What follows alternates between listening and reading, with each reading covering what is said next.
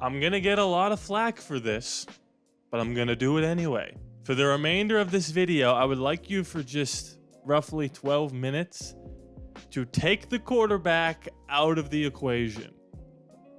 Look, obviously a lot of the talk around minicamp and around free agency and the draft was the defense. Patrick Graham coming back, Antonio Pierce taking over and leading us to the #1 scoring defense, 2 touchdowns against the Chiefs, 17.4 points per game since AP became the interim head coach, now the head coach of the Las Vegas Raiders. Our defense was unbelievable in games against the Chiefs, the Chargers, the Broncos, blah, blah, blah.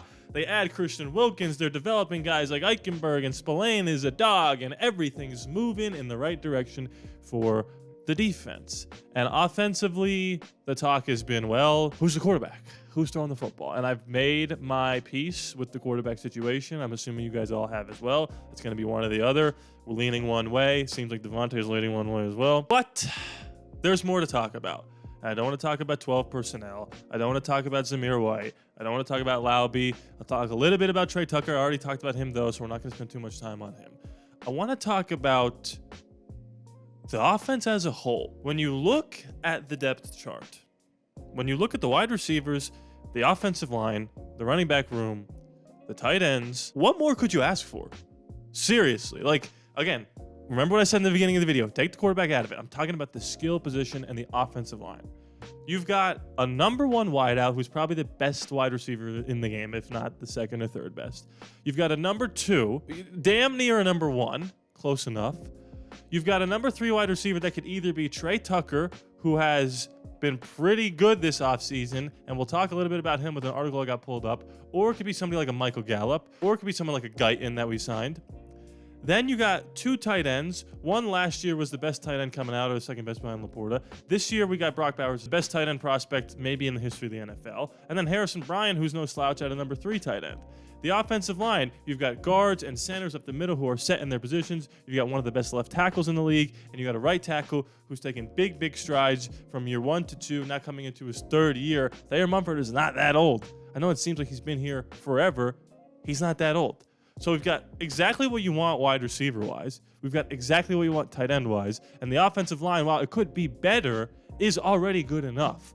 I know what you're thinking. I might sound a little crazy, but you know what would be even crazier? If we had 10,000 subscribers before week 1. We got 75 days to do this. We are actually on pace, but I need you guys. My destiny is in your hands to hit that sub button. If you're new, if you like what you see, if you like what I'm saying, hit that subscribe button. We're so close to 8. And if it's 8, why not 9? If it's 9, why not 10? If it's 10, why not 100,000? Let's get to 10,000 before the new league year. Hit that sub button. Thank you. Then you transition to the running back room, maybe the biggest question mark on offense. If Zamir White, who averaged 4 yards per carry since taking over from Josh Jacobs, can be that guy, we not only have a young running back who can be a Josh Jacobs type, but we have somebody who's way cheaper than it would have cost to keep Josh Jacobs and is way healthier. Then you have your RB2 in Alexander Mattison, who was just RB1 a year ago in Minnesota. He's going to have less load on his shoulders to be able to come in here and break some tackles. And then you have a kid like Dylan ALLaBorde, who's the pass-catching running back. You have your Thunder in Zamir White. You've got your Lightning in Dylan ALLaBorde. You've got your good backup in Alexander Mattison. You've got your #1 wideout, best receiver in the league. You've got your #2 who could be a #1. You've got your take it over the top guy in Trey Tucker. You've got 2 great tight ends, and you've got a solid offensive line. What more could you ask for? The Las Vegas Raiders, save for the quarterback, which is why we were thinking about trading up or trading for people or blah, blah, blah, because we're a quarterback away, have assembled the perfect offense. People have been talking about Super Bowl window, blah, blah, blah. If we have the best defense in the league and offensive weapons that complement each other, and now these are all ifs, right? If Zamir White, if Trey Tucker, if Brock Bowers, but all signs are pointing toward the ifs being pretty much a sure thing. Trey Tucker doesn't have to be Devontae Adams. He doesn't even have to be Henry Ruggs. He could be 80% of that. Because again, he was a 3rd-round pick. It's about value. Henry Ruggs is a 1st-round pick. Trey Tucker was a 3rd-round pick out of Cincinnati, not Alabama. If he can get us 650 yards and 4 touchdowns, but he's taken the top off the defense constantly, opening up that 12 personnel play action. What more could you ask for? Now, I know what you want to talk about in this video, and I understand the Luke Getsy of it all. We've talked about him until we were blue in the face as well. Luke Getsy might be the key to all of this because, like I've said, I've asked you multiple times already in this video, take the quarterback out of the situation. If you take someone like a Gardner Minshew or an Aiden O'Connell or a Ryan Tannehill or a Baker Mayfield or a Derek Carr to run this offense, they'll be able to win some games. Like these guys, these weapons, you cannot ask for much more. Where people think the quarterback might be the most important position to highlight in terms of the Raiders' success offensively this year, I think it's on Luke Getsy. I think if he can use these weapons, and there's going to be a challenge here. You might think, oh, well, he's got every weapon at his disposal. This should be easy. Not true. This is going to be a challenge to make sure you are using people the correct way. Josh McDaniels, for whatever reason, loved to use Davante Adams as a decoy. And I wanted to jump off of a bridge every time he did that. Davante's our best player. Let's get Davante the ball. Now we've got guys like Jacoby Myers and Brock Bowers who are going to be demanding the football. Not like actually ego-wise demanding it, but Davante's going to get doubled. These guys are going to be running wide open. How are we going to scheme people up to get the ball? And I think early on in the season, early on in the game, you're going to see a lot of quick passes, slants, out routes, screen passes to get the quarterback, Aiden, into a rhythm, to get people the ball in their hands. It's just like getting a layup or a free throw in basketball. You see that ball go in the hoop, then you start running your routes faster. Then you start playing harder. Then you start being more precise because you know I'm one play away from getting my touchdown. And the running back room is stacked, and the wide receivers are stacked, and the tight ends are stacked. This has so much potential if Aiden can develop into something just average. And if Luke Getsy can figure out how to properly scheme our guys up, we are going to be one of the best teams in football. I'm not predicting that we will be. These, again, are big ifs. But this is the potential of the team. And now I've got an article pulled up here by Levi Edwards. He's a reporter for the Raiders. It's about Trey Tucker. I'm going to read to you some of this article. We'll talk about it as we read along. This was posted yesterday. The 2023 third-round pick was heralded for his speed coming out of Cincinnati, but even with all that athleticism, Trey Tucker took time to develop. Drop balls were a concern early on, and opportunities proved himself early within the season were few and far between with a loaded receiving room led by Davante and Jacoby. With time, though, and with Antonio Pierce taking over, and with an interim play caller, Tucker was noticeably more comfortable in the offense. He became the team's primary slot receiver, compiling 11 receptions for 170 yards and 2 touchdowns in the last 4 games of the season. This included a season-high 5 catches for 79 yards in the season finale against Denver. And here's a quote. "It's an amazing room, and to that point, I think that's what's helped me elevate, honestly." This is Trey Tucker talking. "We have Tay and Jacoby, and we have guys previously. For me, what it did is understanding that those guys who can do this at the highest level, everybody's good in this league, but they're consistent. They come in every day, and you know what you're going to get. So for me, that just kind of helped me good habits every day." So that's a very important key here. When you've got guys like ALLaBorde and Zamir and Brock Bowers and Trey Tucker, young bucks with talent, they can learn from Davante and Jacoby. And by the time Davante's gone, not saying it's going to be this year, next year, or the year after, at some point he will be gone, we can have guys that learn from the best. It's about culture. AP's cultivating a culture of hard work and consistency, and that's how you breed development, and that's how you get free agents to come here, and that's how you get guys to give you the best efforts in the workouts, so we draft them, yada, yada, yada.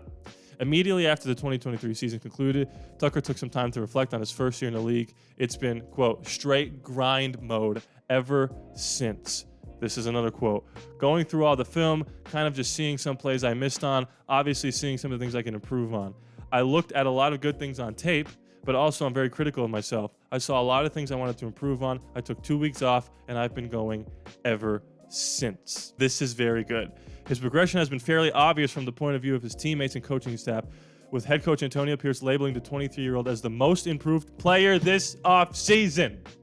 Trey Tucker, who had that on their bingo card. It wasn't me or you. We were thinking, oh, Michael Mayer, Tyree Wilson, Aiden O'Connell. Trey Tucker, the bring it over the top, Henry Ruggs, Tyreek Hill player, is the most improved. This is so important for our offense, you have no idea. This is a quote from Antonio Pierce. He looks different, acts different, runs different, catches the ball different. Don't look at his size. Don't mention that. Watch him play. He's the biggest guy out there. He had a hell of an offseason, came back right after the offseason program, the Super Bowl, and got in here and started working and was here every day. Blazer, we know about the speed, but everything that we talked about he's working on, he took to another level. And you can see the look in his eyes as a confident player. That guy just wants to constantly get better. This is Jacoby Myers now talking. My boy Trey, he's catching the ball better. He's always been fast, so he might be a little bit slower, but don't tell him I said that.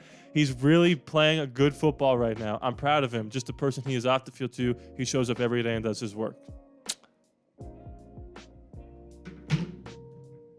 We've assembled the perfect offense. Our wide receiver room has never been better since Jerry Rice and Tim Brown. This is better than Amari Cooper and Michael Crabtree and Seth Roberts. This is potentially the best Raiders receiving core in the history of the Las Vegas Raiders. If you throw in Brock Bowers and Michael Mayer, and if Zamir White can take the step to competent top 12 running back in the league, is this possibly the best Raiders offense of the last few decades? These are things you need to be commenting and letting me know. Am I crazy to consider this? Or is this a possibility? Now, I've been saying this whole time, leave the quarterback out of it.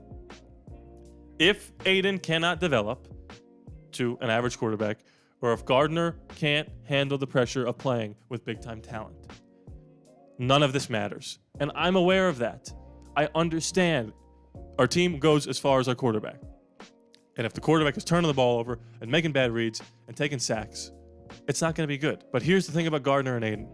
They're both very smart. They're probably the two smartest players on our team. So it's not going to be for lack of understanding. And it's not going to be for lack of effort. It's going to come down to developing the talent. Because they're going to give it their all, and they're going to know how to execute the offense.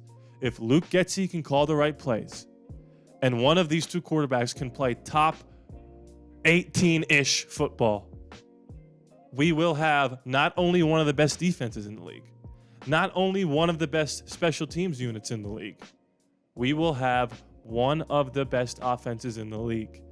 And this is not an opinion. I've given you straight facts. What more could you ask for in an offense? Offensive line, receiver room, running back room. It comes down to Luke Getsy. It comes down to the development. If these two things can click, not even fully, just at a middling to upper half of the league,